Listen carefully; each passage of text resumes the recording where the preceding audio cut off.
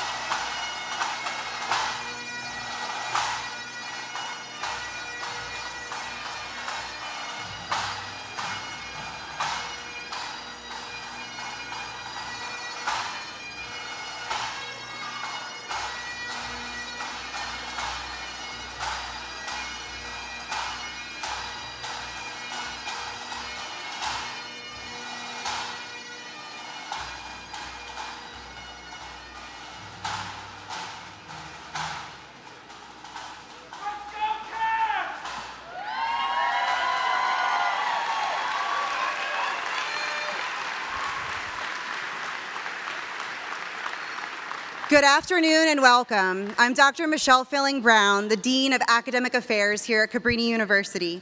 If you are able, please remain standing for the national anthem, which will be led by the great niece of Sister Eileen Curry and a 2024 Cabrini graduate, Carrie Habbock.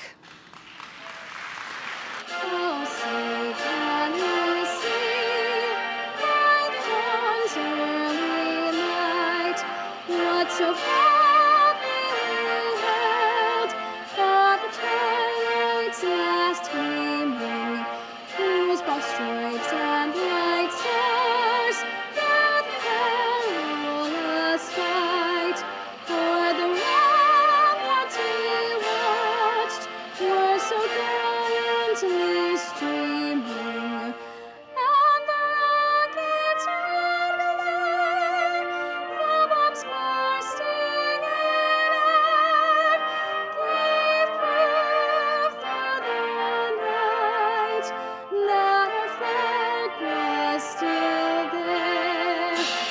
Oh, say does that star-spangled banner yet wave o'er the land of the free and the home of the brave?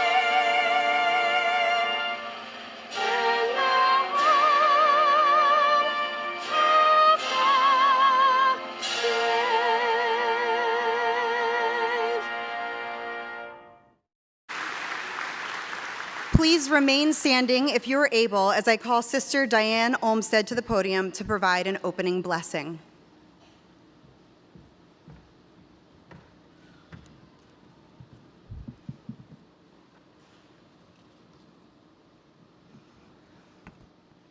Good afternoon. Thank you, one and all, for your presence here at this special legacy event. Let us take a moment of silence to open our minds and hearts to God's loving presence here in our midst.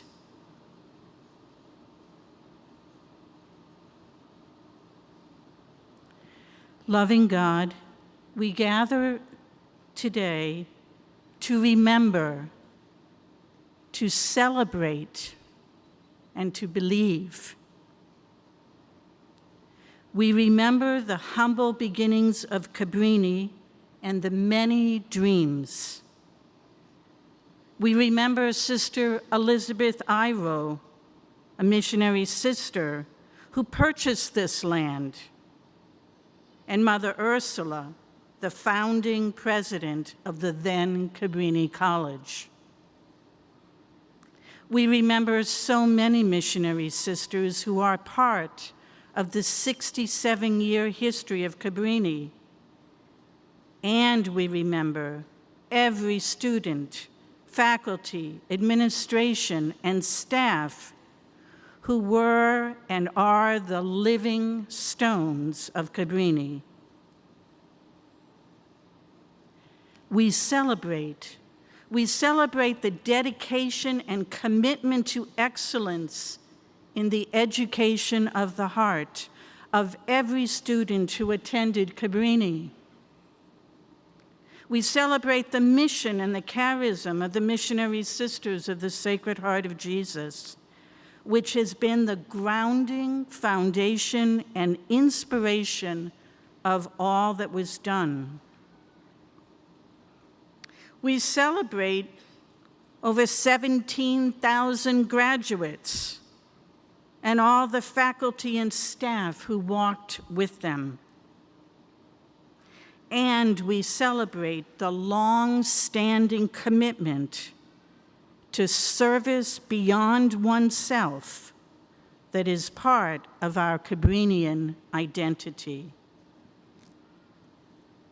We believe that the countless seeds of God's love and care that were sown in the hearts of everyone who forms part of this Cabrini University community have and will continue to bear fruit in the world.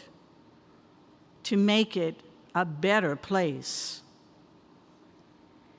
We believe in the enduring legacy of Cabrini University because that legacy is all about relationships and who we are and who we have become. And this does not just end. No, it is alive within each one of us. We carry in ourselves the Cabrinian legacy, the Cabrini way of love and service. And so, loving God, as we continue this celebration of remembering, our hearts are full of gratitude for all that has been, and we ask your continued blessing that we may be faithful carriers of this Cabrini legacy and love of service beyond ourselves. We ask this in the name of the one God who loves us all. Amen. You may now be seated.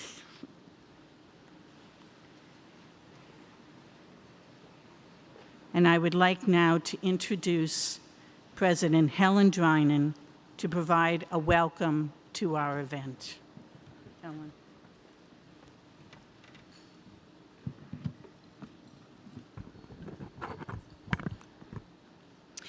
On the morning of July 15, 1850, a flock of white doves descended upon the yard of Agostino Cabrini. The frugal Italian father quickly shooed them away from his newly harvested wheat.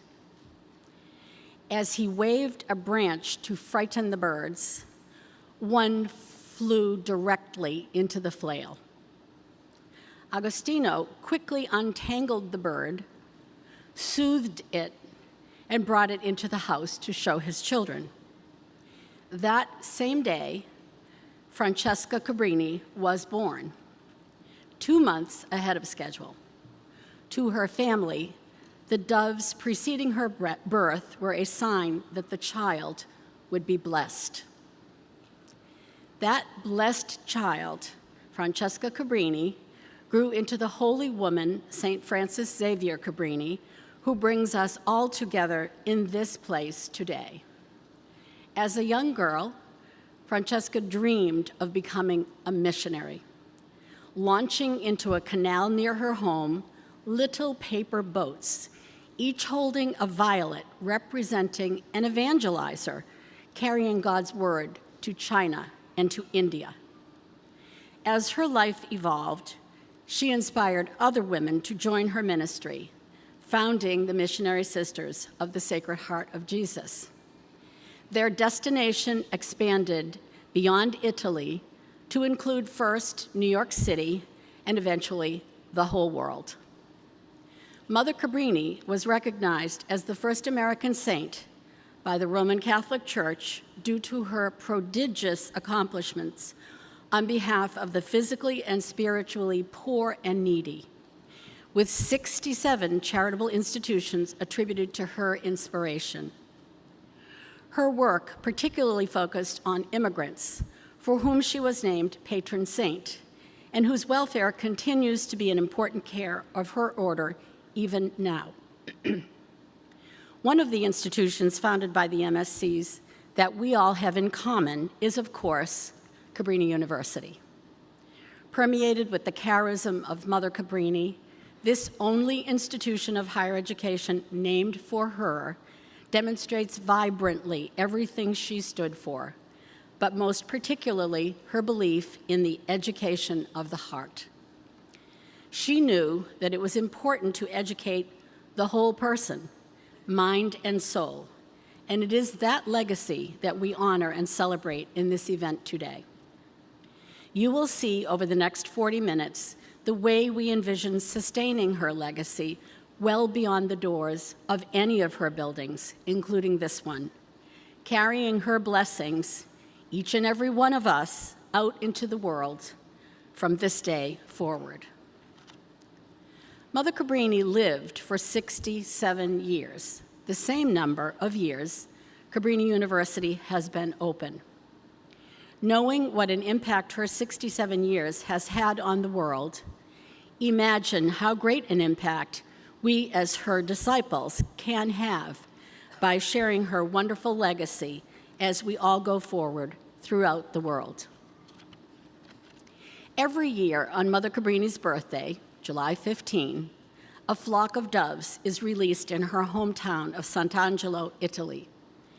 This clearly reenacts the flight of doves on baby Francesca's actual birth date, and it also calls to mind St. Francis Xavier Cabrini's admonition to always loosen our wings and allow our spirits to fly freely over the stony road of life in happiness and joy, knowing we possess the enduring gift of her legacy. And now we will turn our attention to the screens to hear the voices of our Cabrini family. I am Cabrini. I am Cabrini. I am Cabrini. I am Cabrini. We are Cabrini. I am Cabrini. We are Cabrini.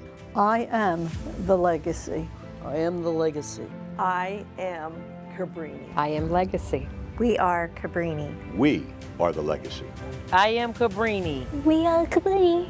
We are Cabrini, and we are the legacy. I am Cabrini. We are the legacy. We are Cabrini. I am the legacy. We are Cabrini. We are Cabrini. We are Cabrini. I am Legacy. I am Cabrini. We are Legacy. I am Cabrini. We are the legacy. I am the legacy. I am the Legacy. We are the legacy.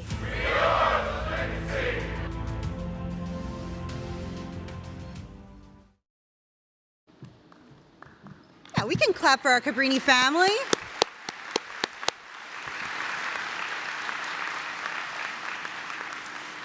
In today's beautiful procession, we had a parade of flags, and there was a flag to represent each graduating class of Cabrini College and Cabrini University.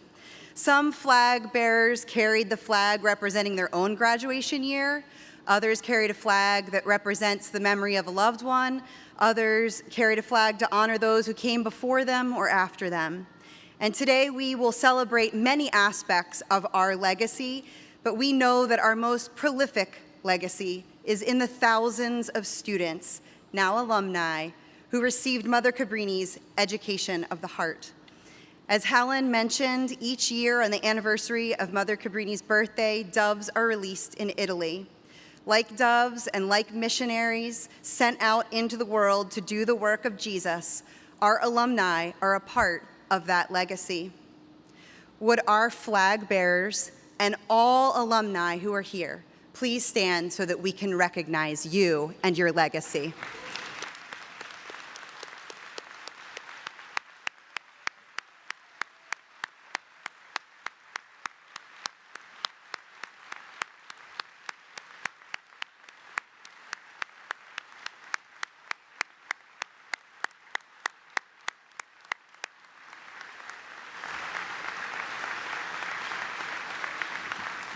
Thank you so much. You may be seated.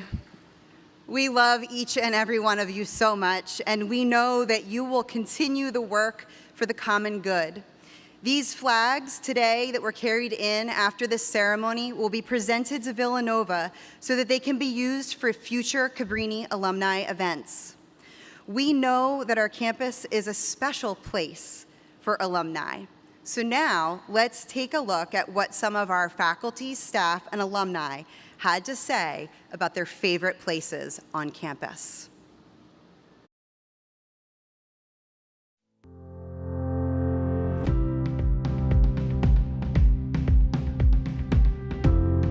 My favorite place?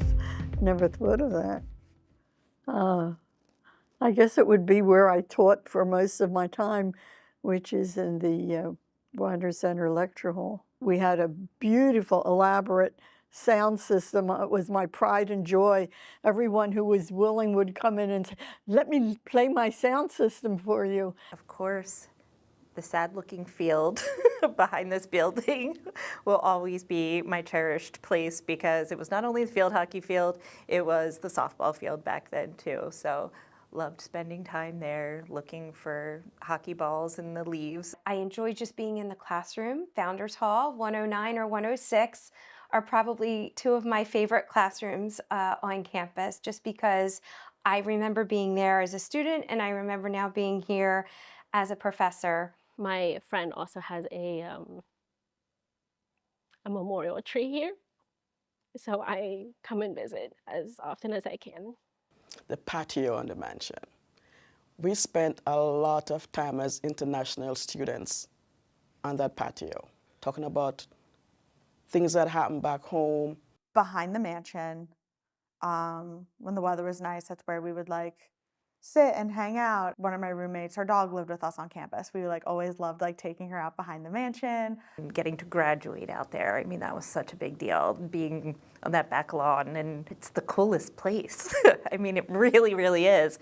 I think the mansion probably, because I lived there for 2 years, really became a second home. And now to still say to people, I had the opportunity to live in that building, and when hear them say, you did, what was it like? Well, it was fun. We would definitely find ourselves in this room, hanging out, doing homework. We would all be spread out on the table, and then we would go to the library because sometimes, as legend says it, this place is haunted. So we're just all right, any little thing, we would just pack up and go. Although there are plenty of times I sat in Grace Hall in a classroom for math classes because that's where my math classes were. My office, for sure. I love this office. It's so beautiful. I come in and I look out the window and you can see almost the entire campus. It's a beautiful campus, and I love just walking from class to class. I've heard our campus described as a cathedral of trees. And Villanova is now the caretaker of our beautiful cathedral of trees. The school's kind of nestled in between the woods, and I think that as you drive up, it's just a feeling. You can't duplicate this environment. It's gorgeous. It's just a natural, beautiful environment. Another part of the reason I gravitate towards Cabrini is I actually love how outdoorsy our campus is. I always like just doing laps around the commons. I think my favorite place on campus would have to be the grill, because me and my best friend Hannah, we go there almost every single day, and we sit there and we do homework and we drink coffee, and I think I've been there more times than I've been in class. Soccer field. Soccer field in the old gym, right? The old Founders Hall gym, just because we played a lot of indoor soccer there, right? And Helen Goodwin and John Jake were constantly screaming at us because we were either breaking their office windows or we were breaking their radiators. That gym wasn't much more than a half a step up from a grade school auditorium / gymnasium. It was a little pit of a gym, but it was our gym. That one's easy. My favorite place on campus is definitely Dixon. I spent so much time there. I grew so much there as an athlete, as a person. When it was built, the Dixon Center, and thankfully Mr. and Mrs. Dixon really were well behind this financially in terms of helping it be built. I think it's a wonderful building. Of course, Tom Nerney, the contribution that he's put in here as well. The building was really an important ingredient to the athletic program. It was it would be like what communications went through when the old gym, right, was okay, we're moving into this new gym.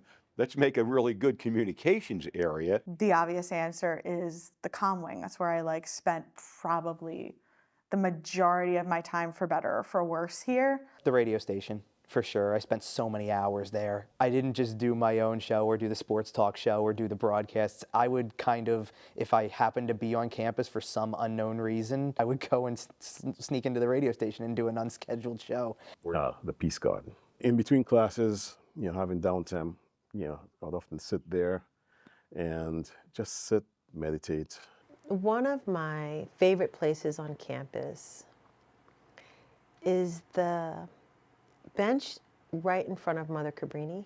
I like to sit there and kind of just commune with her spirit. House 6. Living in the house compared to in a dorm, it was still very close quarters. You were in these sections within the house.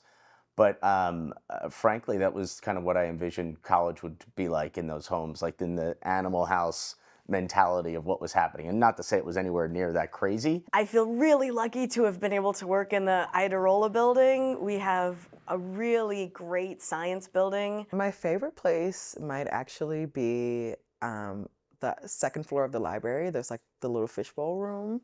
Yeah, it's like really like sitting in there and watching people kind of walk by. The library is a place that touches every person on campus. I lived in Woodcrest all 4 years, but we all loved Grace Hall. It just had such ambiance, and the girls that lived there, I mean, some of them had fireplaces in their rooms. The courtyard was not an atrium when we were here.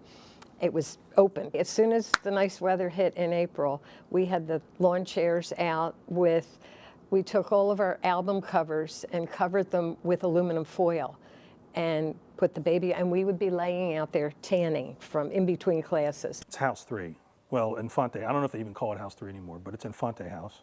The thing that I remember most is the quote wall. So we had, we were a bunch of comm majors, and we had access to this old, you may remember newsprint.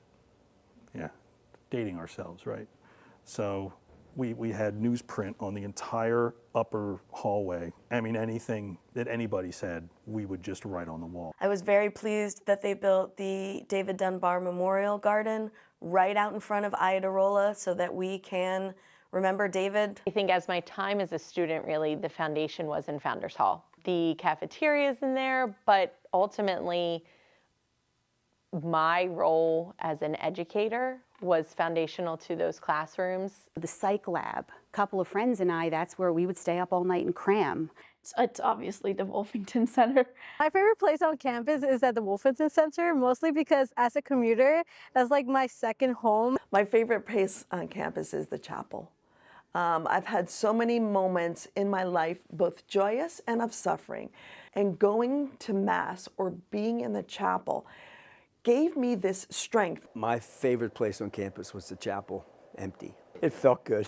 We used to break into this chapel and we used to hang out and play music until someone would see security, and then we would all scurry out like rats. There's a saying in the chapel that Mother Cabrini always said is, I can do all things in He who strengthens me. And many times when I was really trying to develop something for the university that I wanted guidance with, I would go sit in the chapel. And then there were other nights where I really got to enjoy people, like on the deeper level, like people would tell us about their ambitions, like their struggles. And this room is really where I got to know a lot of people for who they are.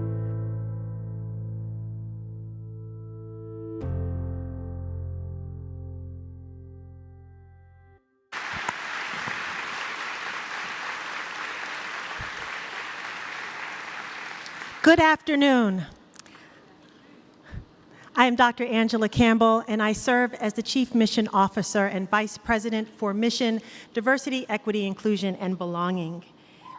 And in that video, you heard several people mention the chapel as their favorite place.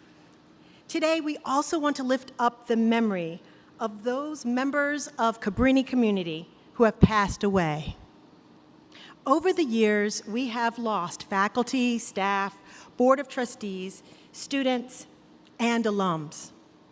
Most recently, we've lost Sister Lucille Souza, MSc, who faithfully and most lovingly served on the board of trustees of Cabrini University. Now, we'd like to have a moment of silence for her and for all those members of the Cabrini community whom we've lost. Silently lift up the names and memories of those individuals at this time.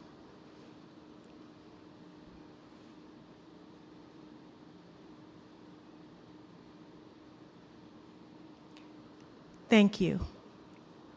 After the ceremony, we invite you to stop by the chapel where there is a small memorial where you can pause and remember those members of our community whom we've lost, say a prayer, or spend some time reflecting in a quiet, sacred space on one of the 3 tables where there are beautiful violets.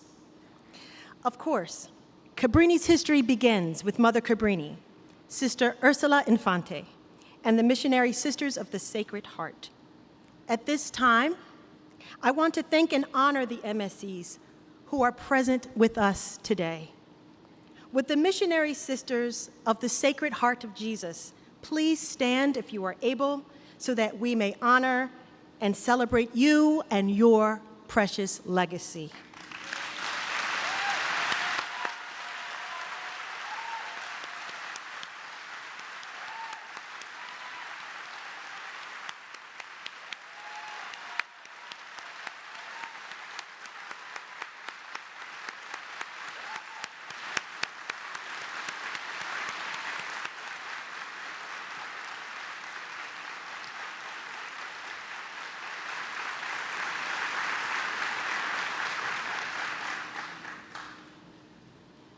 Thank you.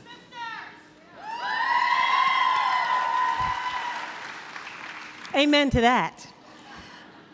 I'd like to now introduce Sister Eileen Curry to provide a reflection on behalf of the MSCs.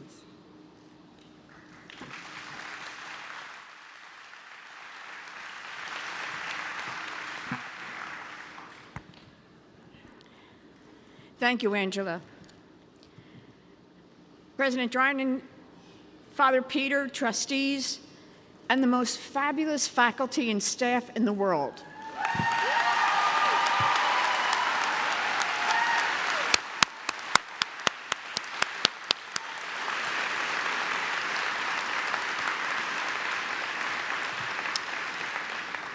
I claim first to be a graduate of the class of 1966, and then an MSc.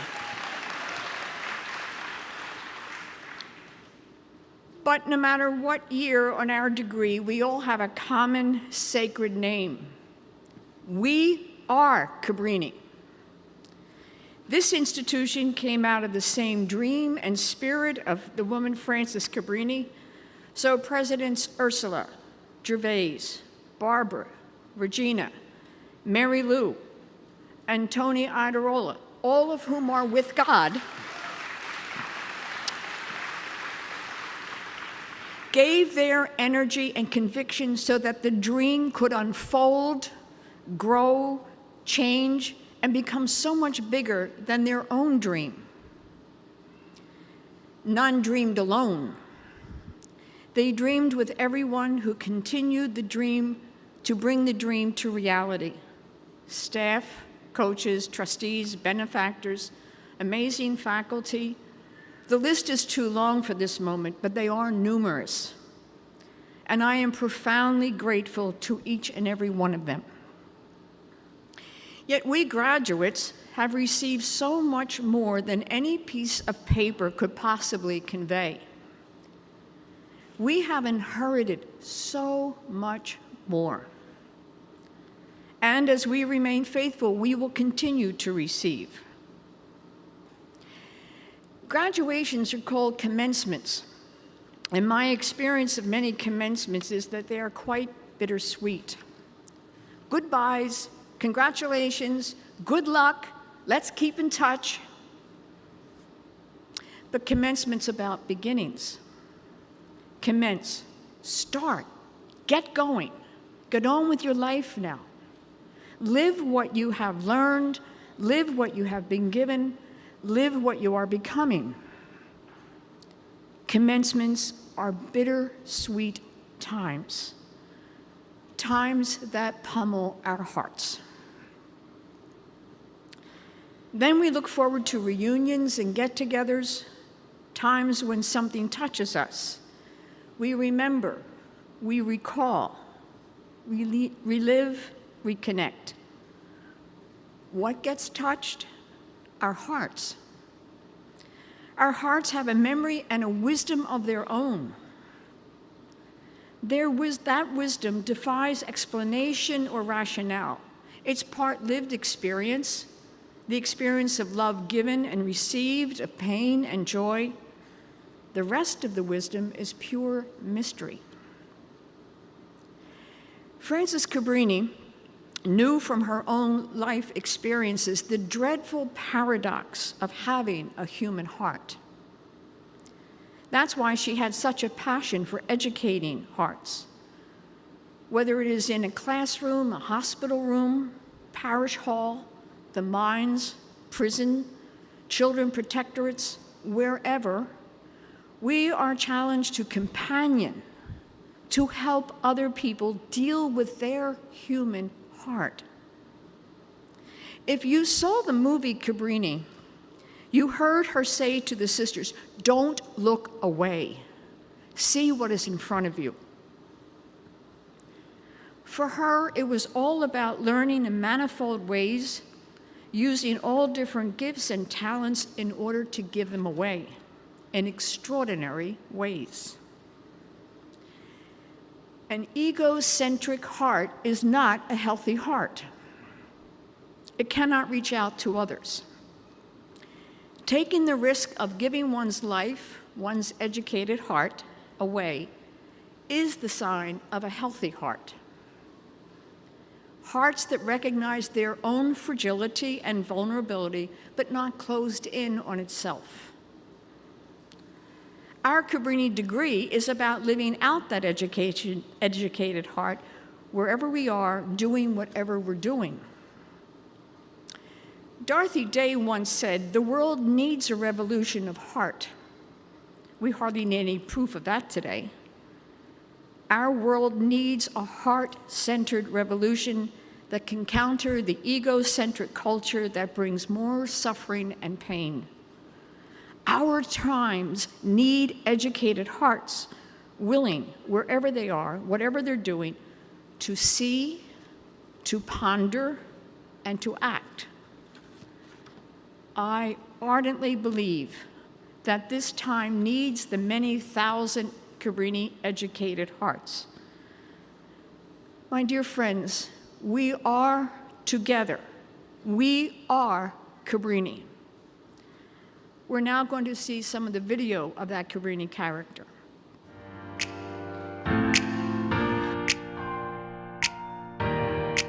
It's really beyond words. It's more of a feeling. Legacy to me means, of course, the education of the heart. To be able to bring that to others who may not know Cabrini. When they say education of the heart, it really is. It's something inside. It's not a building. It's not just a property. It's, I built a life here. This has made me who I am. It helped me become an adult. The character of the university, I think, was summed up really well. It's the education of the heart. I think it was, we took that seriously, each in our own way, and we reinforced each other. One person's ideas would help somebody else to get some more ideas about how to do the education of the heart. Like acceptance. From the moment I stepped on campus, I felt accepted, and for the whole time I was here. I love the network of a community that Cabrini builds. I think Cabrini is what it is because of the relationships between the students, because there's such a small population of us, the relationships between the student athletes, because that population is even smaller, the relationships between professors and students, and the relationships between coaches and players. The professors knew their students. They were willing to sit and have conversations. They were at the same events. It wasn't like professors weren't seen on campus. You had access to all the professors. You know every person on campus, you know every administrator on campus, you know the coaches, you know you're close with everybody. When you're away from home, it still feels like you're there. Everyone knows you, everyone takes care of each other. The teachers are like our moms and our dads. They had your back. It's a family, it's a unit, and everybody looks out for each other. It was the whole package. It had the close-knitness that I liked and thrived in. I loved the programs. I knew I wanted a liberal arts college. And kids could come here and get a very good education. Your teachers were invested in not just your educational life, but the whole self. They were able to get that one-on-one. We have been inspired by our studies here. We have been inspired by our professors. No professor would close a door to you. No professor would say they don't have time to talk. No professor would say that topic is off limits. And that's truly what makes Cabrini so special. You wouldn't miss class because your professor would ask where you were. These were just not people who were here for a job. They were here because they had a real calling to impart these values to students. Cabrini became part of me. I tell people, when you cut me, the blood comes out blue.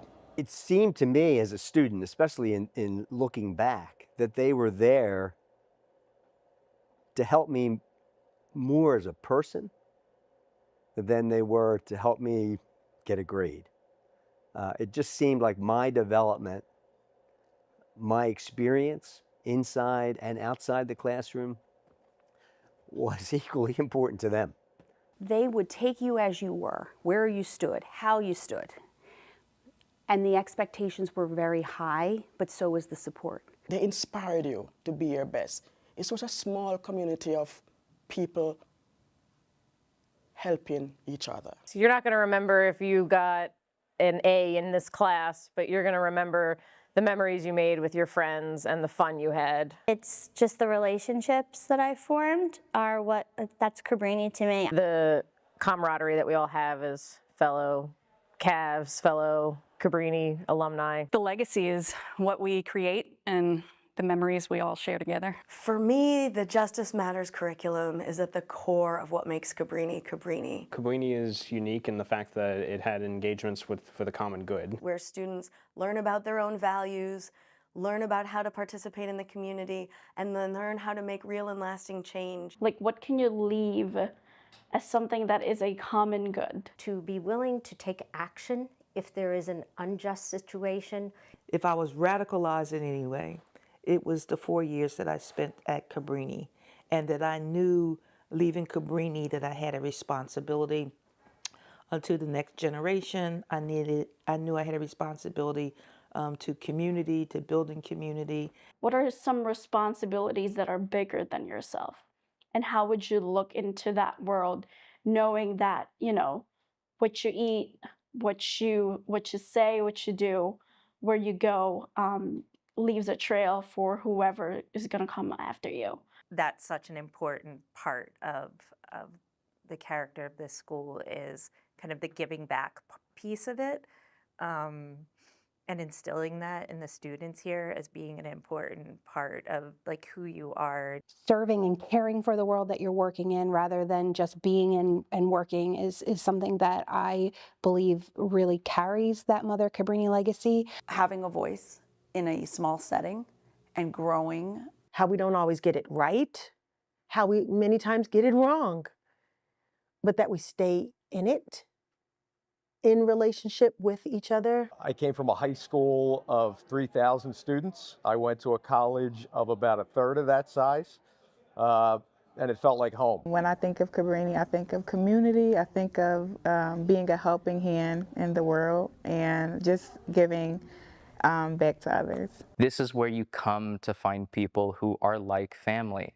This is where you'll keep coming to find people who are like family. Those people are going to stay with you in that proximity for the rest of your life. When we talk about the legacy, it's just not Mother Cabrini's legacy, but our legacy as well. And many of us feel that connection to Mother Cabrini, and we could explain that connection. Our students are an extension of our family. There are other children. I have children at home and I have children at Cabrini. Dr. Idarola literally watched my children while I took some of the classes I had to take. Anyone who has ever been on Cabrini's campus and experienced an education of the heart, probably you've left here a different person and there's a different imprint on your heart. We want them to succeed. We want to give them the best that we have and hope that they carry it throughout life with them. You know, they say the 2 times that you die is when you actually die and then when the last person remembers you. And, you know, I'm hoping that Cabrini never dies the second time.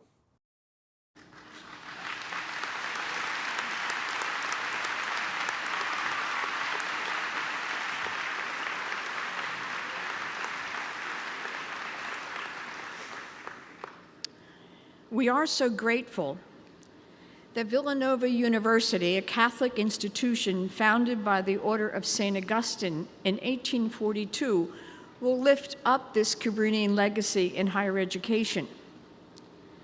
With the Augustinian ideals of truth, unity, and love, and a community dedicated to service to others, we do entrust our Cabrini University legacy to Villanova University. At this time, I would like to call Dr. Michelle Feeling-Brown to begin the ceremonial passing of the Cabrini legacy. Thank you, Sister. As we begin to pass the legacy to Villanova, our legacy to Villanova, I want to thank our employees, our faculty and staff who worked so hard to ensure that our students had an amazing final year on campus.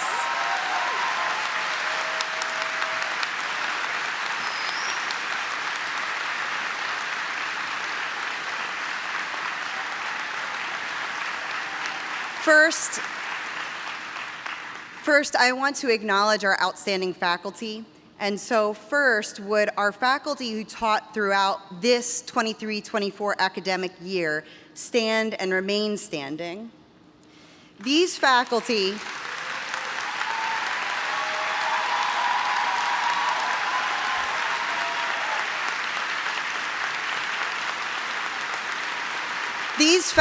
stood by our students until their graduation today, and stood by our students as they transition to their next steps.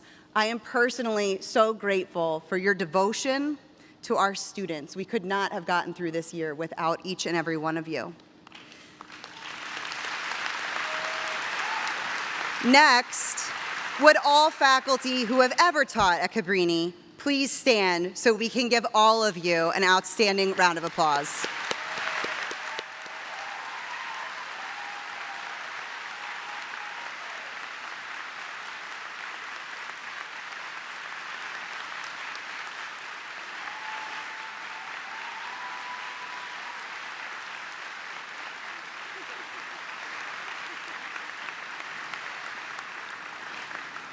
During our processional today, you may be seated, faculty, thank you.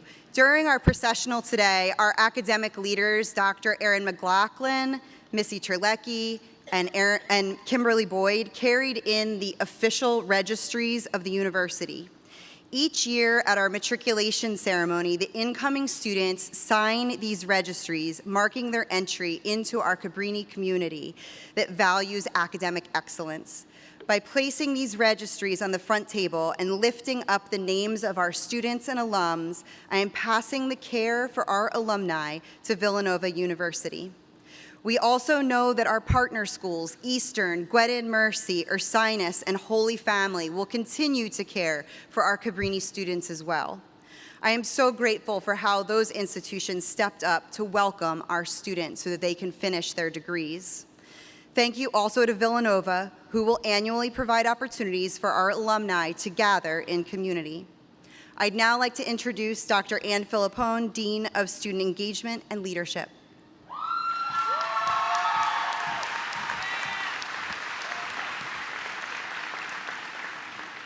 Good afternoon. I'd like to draw your attention to our Charter of Core Values, which have been displayed here at the front. These core values emanate from the life and teachings of Mother Cabrini and her desire to provide an education of the heart.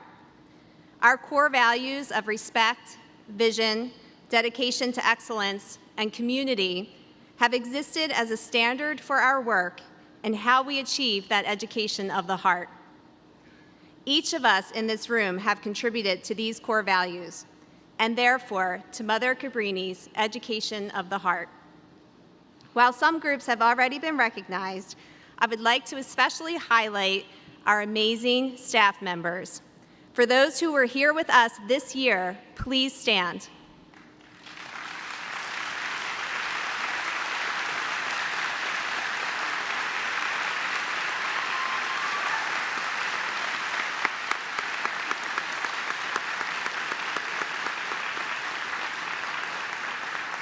Thank you to each of you. We could not have done this work without you, and your commitment to the education of the heart was evident. For all of our staff who are here with us today who have ever worked at Cabrini, please stand and give a round of applause for this outstanding group of individuals.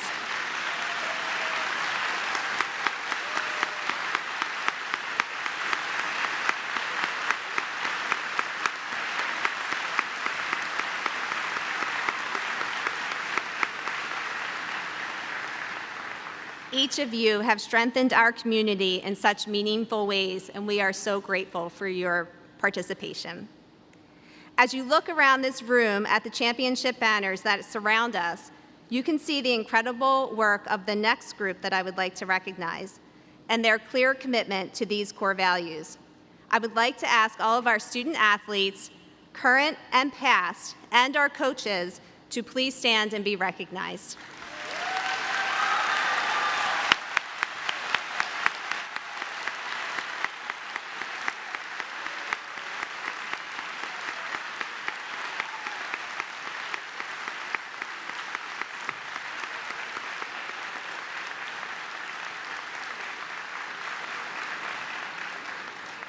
Thank you to each person in this room for your commitment to these core values and to the impact that you have had on the Cabrini community.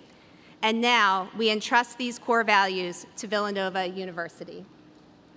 I would like to now introduce Sister Christine Marie Baltus.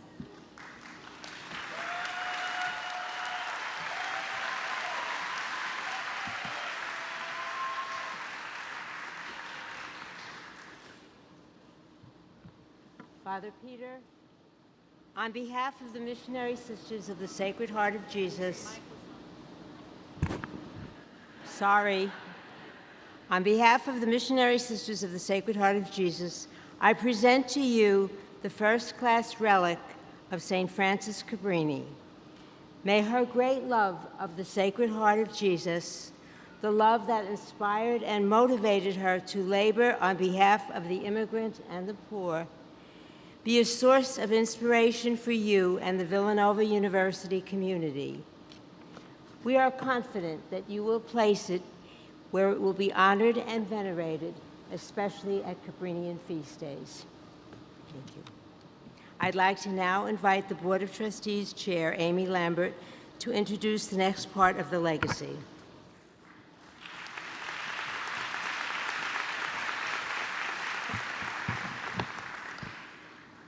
Thank you.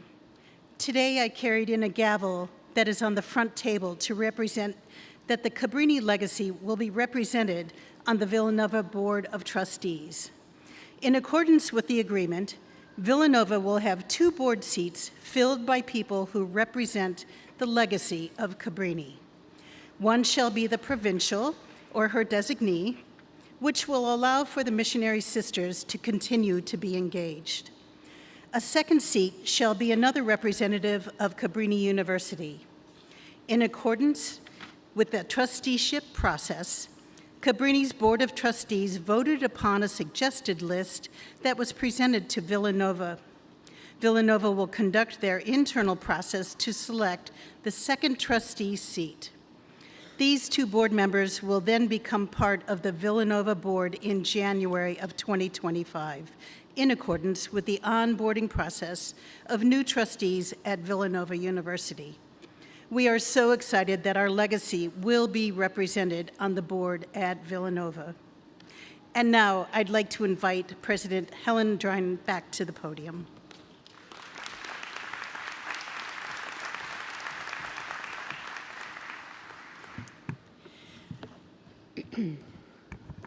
Through these presentations of legacy, we've spoken about the people and the values of our Cabrini community. I would like to add a final element, our beautiful campus. Everyone who visits Cabrini comments on the beauty of this campus. From the Cathedral of Trees to the historic Woodcrest Mansion, our campus is a special place. Father Peter, we are entrusting our campus to you. As such, the last element we would like to present is our mace, which was donated by the McManus family to Cabrini. Dr. Marilyn Johnson carried the mace into this ceremony today, as she has for many years at Cabrini commencements.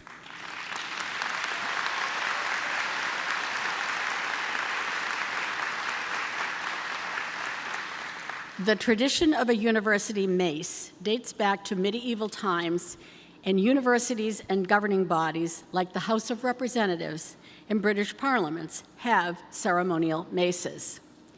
As a symbol of authority, the mace reminds us that universities are custodians of enduring traditions of learning and power. Today, we are passing care for the campus to you, Father Peter, and entrust that you will continue to provide a Catholic education on this campus moving forward. I am presenting to you Cabrini's mace and invite you to carry it out of the ceremony today, symbolizing passing our legacy into your hands.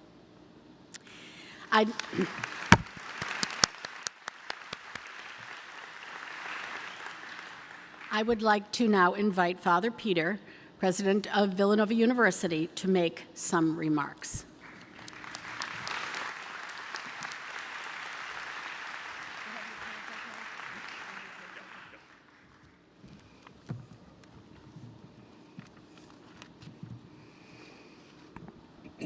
Thank you and good afternoon. It is an honor to be with you today to celebrate the honor and legacy of Cabrini University and the Missionary Sisters of the Sacred Heart of Jesus.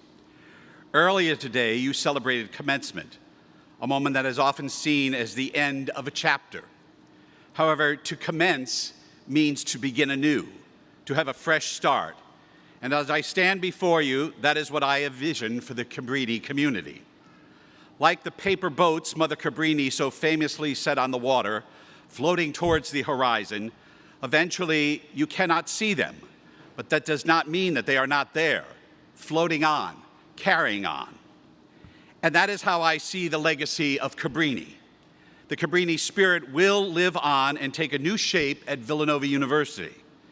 Every experience, memory, and opportunity Cabrini gives its students these past 67 years lives through your alumni.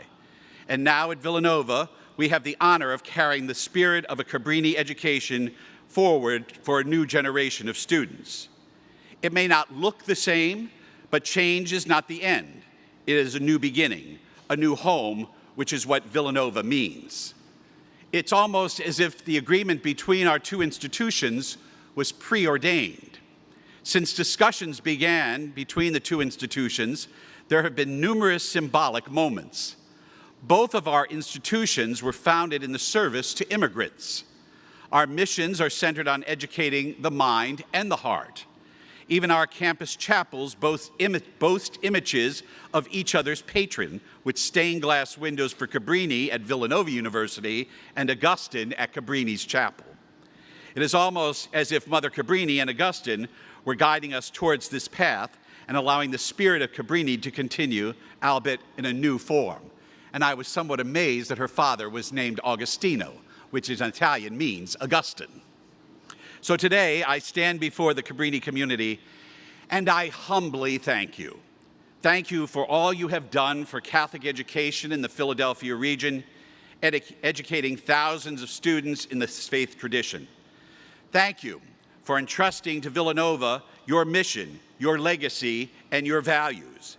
And thank you to the Cabrini community for living out those values each day. Finally, thank you for allowing me to be part of this very important Cabrini celebration.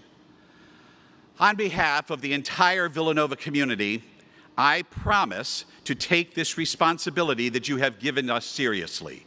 It reminds me of a great responsibility we feel each year as new students enter our community. At Orientation Mass, I offer a blessing to the students and their parents. It's a blessing offered on one of their first days of Villanova, and then once again at commencement, one of their last days at Villanova. It feels appropriate to give this blessing now, as we welcome the spirit of Cabrini to Villanova, on the heels of your commencement as a new journey for all of us unfolds. May God bless and protect us. May our hearts and minds be united in faith. so that we may be able to love wisely, work creatively, laugh heartily, and live honestly. May we use our education to bring justice and peace for the benefit of our human family and of all God's creation. And may Cabrini University always know that you will be loved. Amen.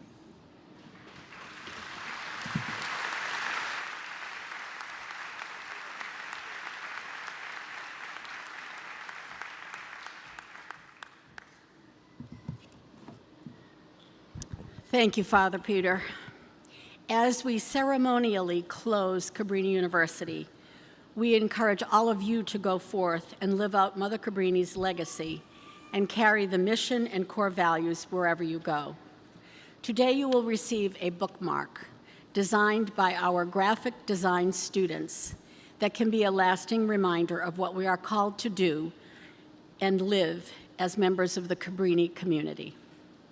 Please turn your attention to the screens for a reminder of our lasting living legacy.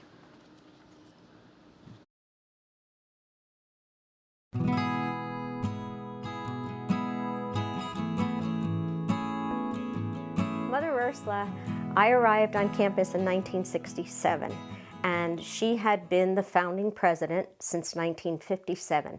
We were invited on our first day at Cabrini College to the then gymnasium, and at the back of the gym there were all these piles with notebooks, chapel veils, rosary beads, and we walked in and we thought, oh, these must be for us.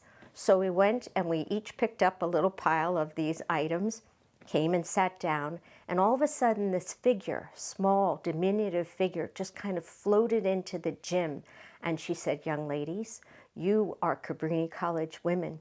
We don't take things until we've been invited to do so. So I'll ask you to please return those to the back, and then we'll begin the presentation. So dutifully chastened, we all kind of went back to the back of the gym, put our items down. She was a woman in charge, filled with spirituality and the love of God, and a true educator. Mother Ursula became a family friend of ours. She was friends with my grandparents. She was friends with my parents. You know, my wife Trish and I, we had our son Tim in late 2000, and Mother Ursula passed away when he was like 3 months old or 2 months old. And that was like the first place we took him out of the house, was to go to her funeral, which in hindsight, not a terribly good idea to bring a 2-month-old to a funeral, but that's what we thought. Oh, you know, we need to be there. And of course, when we started, it was an all-girls school, and they had these strict rules, which we broke right away. I remember, you know, walking into the class one day with a pair of pants on, and one of the seniors came up to me and said, you know, we have a dress code here. You know, you can't wear pants to class. And I'm like, yeah, I can. We would have missionary sisters as dorm mothers. So when your dates would come to pick you up, you would have to meet Mother Mac or one of the other dorm mothers and introduce your date to her. And she would kind of give them the once over to make sure that one of her girls would be going out with a reputable young man. Or in the early days, in the 70s, we really had, we were down to about 350 students, and the faculty said, well, we have to do something about it. And Dr. Zurich said, well, I'll take over admissions, and he did, all right? And we faculty wrote personal letters to potential students saying, come here, and we doubled our enrollment. I remember taking exception, having been the student government president, when the student body elected its first guy, and I thought, oh, come on, let's not acquiesce. My very first day moving into council, we're unloading the car, my parents, and Doc Gerard happens to walk by. And when he walks by, I have a jump rope around my neck, I have a weight jacket that I used to work out in, I had a weight jacket that I was wearing, and I was carrying like 2 pairs of sneakers and a basketball. And he says, do you play basketball? And I said, a little bit. And he says, well, we'll be in the gym tonight at 6 o'clock. I can remember going down to Father Jack's house after a basketball game, right? And everyone who was at the game came there, and he would have a case of beer, and there'd be 400 people there with a case of beer. So he used to always have upperclassmen down at the Gatehouse. We were watching Monday Night Football, or we were watching just hanging out. He always had a crock pot full of roast beef. He always had something in the fridge to drink, and it was an open door policy. The night of John Lennon's assassination, we were watching Monday Night Football with Jack McDowell, and then the news breaks that John was just killed. And there probably was 15 or 20 guys in there all hanging out. And Father Jack instantly shifted from the happy-go-lucky, jovial, like, you know, hanging out buddy to part friend, part music fanatic, part priest, part, like he did a wonderful job of halting the world and putting everything on hold while we tried to corral our feelings and try to figure out what does this all mean. We were, you know, bored one night, I don't know, it was a random night, and we decided, hey, why don't we, you know, we had a couple, why don't we put that porta potty in the mansion foyer? Everyone goes, that's a terrible idea. Let's do it. So Bob and I take off and we get into the mansion, and we planned out how the guys were going to pick up the porta potty and put it in Pete's truck.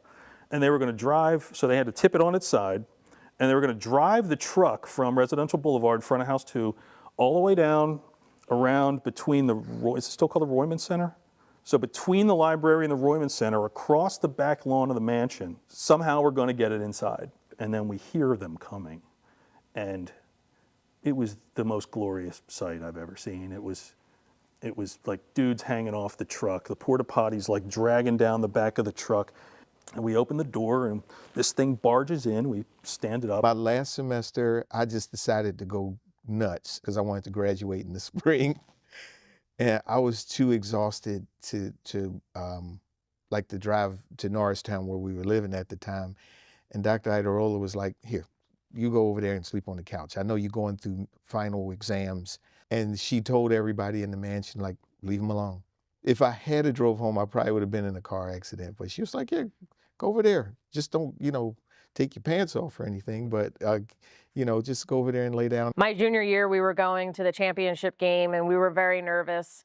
And our captain, Chrissy Malone, she had us all go to the center of the field, and it was grass back then, so this is a little less dangerous than if it was on the turf, but we all went to the center of the field, and we all wrote down our biggest fear about the game, and then we set it on fire, and we burned it on the field, and then the next day we won the championship game. We had been picked to finish like 7th or 8th in the conference, and we ended up going undefeated in the conference that year and winning the conference. We lost in the first round of the NCAAs, so the next year we were like, that's our next goal. We want to win the conference again.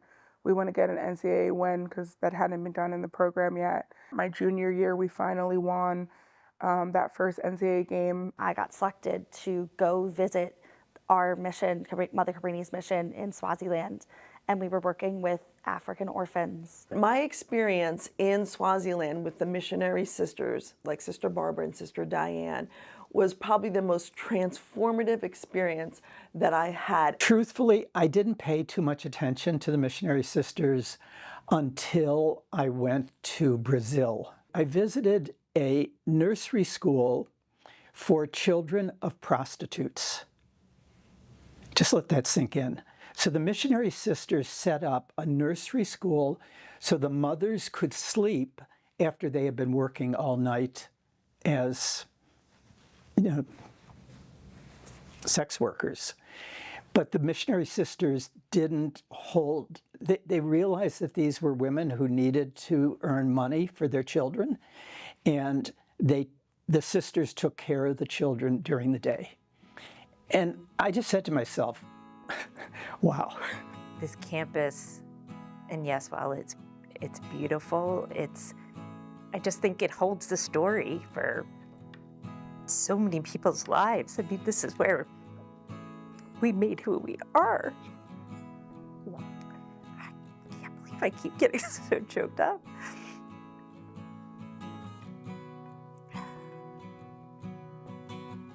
And I do think that there is that air of excellence always here. And even when you are able to leave this campus, that it means something. When somebody said, I went to Cabrini.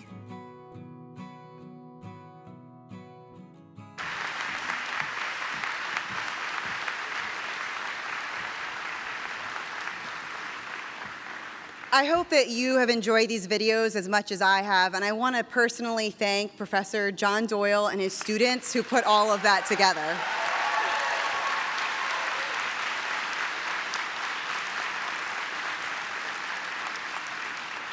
These videos, along with some that have some bonus footage, will be posted along with the recording of today's live stream at cabrini.edu/legacy, so you'll be able to watch these again if you'd like on your own time.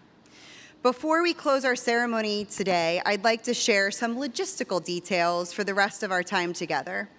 We're going to sing our alma mater, we're going to receive a final blessing, and then we'll have the recessional, and we ask that you remain at your seats until the recessional has concluded.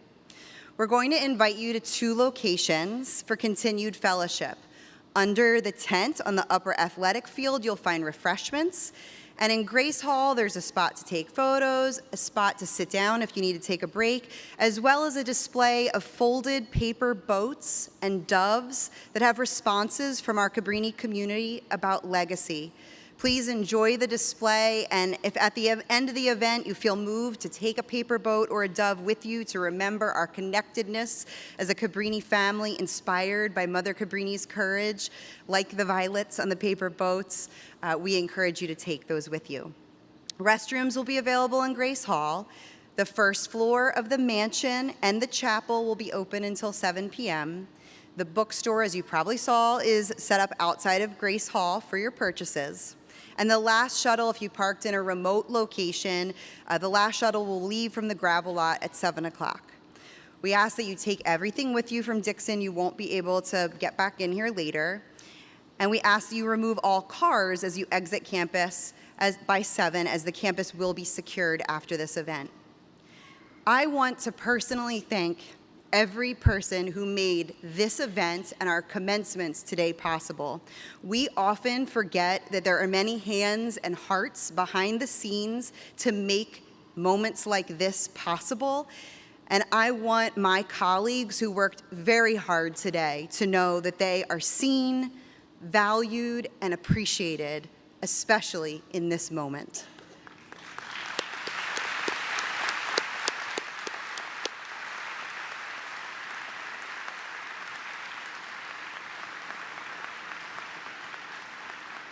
And now, if you'll join us in singing our alma mater led by Carrie Habak, followed by a blessing by Sister Christine Marie Baltus, I invite you to stand if you are able.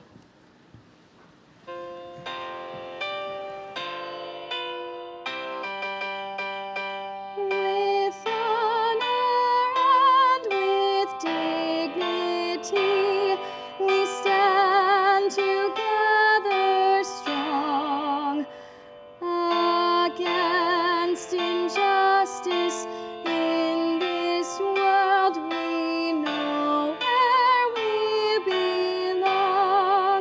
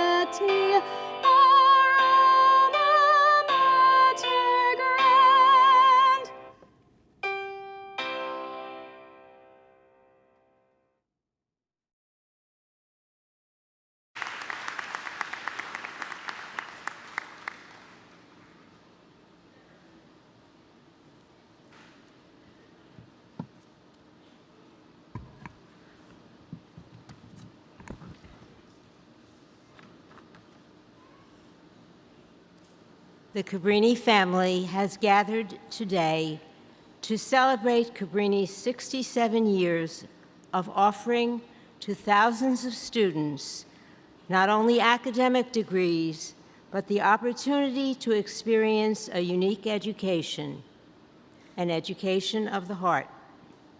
Mother Cabrini must be smiling upon all who, by their love, dedication, and commitment to her mission, have served this institution as administrators, faculty, and staff.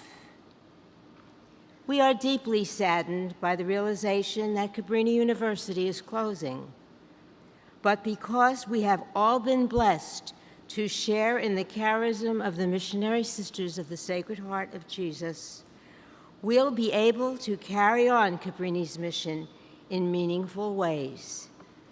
Mother Cabrini's spirit of service to others, her tenacity in the face of challenges, and her resilience and compassion will continue to motivate us.